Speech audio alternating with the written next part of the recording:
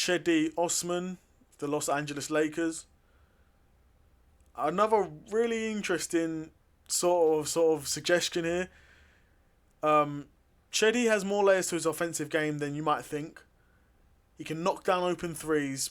I mean, and nowadays in the league, that's providing value in itself. If you can have someone at that 15th roster spot that, if all they do is knock open wide open threes, you can give them garbage time. You can run some plays, get them open, and get them to knock it down. But Osman can also use a couple of dribbles to get to and finish around the basket, even through traffic, especially when catching the ball in stride.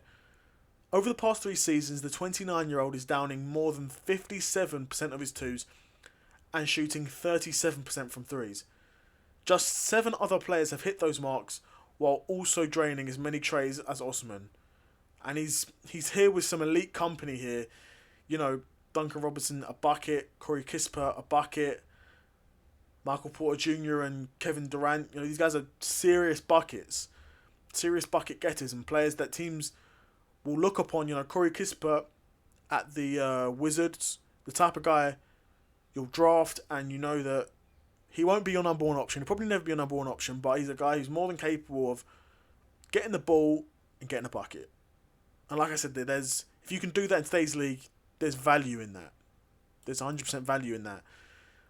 And like I said, that list of players I just named, you're looking at a number of useful NBA players, and Cedi Osman is worth a roster spot for rotations in need of shot making from the wing positions, which I think the Lakers do need. I think it's not fair to keep having that burden on LeBron at this age. 40, and LeBron's amazing, but we want LeBron to still be around. So we're gonna have to protect him, protect his minutes, protect him for himself. Because I know LeBron, he's a game competitor. He's gonna want to be on the floor, every minute of every game. But I'm sure JJ Redick will sort of be looking to protect LeBron's minutes, and we'll see what they do there. Because there isn't really anyone in the Lakers at the moment that's really considered a knockdown shooter in terms of their wings. LeBron, I wouldn't really regard as a knockdown shooter. He's respectable from 3, but he's no sniper. He can knock down threes though. You can't sleep on him from 3. Don't get it twisted, but in terms of wings and combos, who else? Reaves, yeah. But that's really about it, unfortunately. So Usman would upgrade their spacing at a minimum. Worst case scenario, he's someone who can space the floor.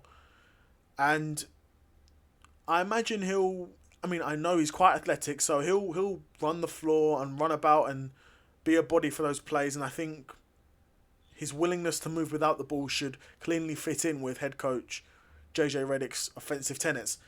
Ultimately, we don't know what JJ Redick as a coach is going to look like, but assuming on based how he played as a player and how he talks about the game, I imagine that Usman would be a good sort of fit for him. At the moment, the LA Lakers already have 15 guaranteed contracts on the books. And it'll have to grease the wheels of Jackson Hayes, Christian Wood or Cam Reddish trade to make room for Usman. A minor nuisance that, as of now, is absolutely worth doing for them. I'd be super interested to know what you think of Cedi Osman. Do you think he'd be a good fit for the Lakers? Or where else do you think he should go? Be super curious to know what you guys think. Let me know.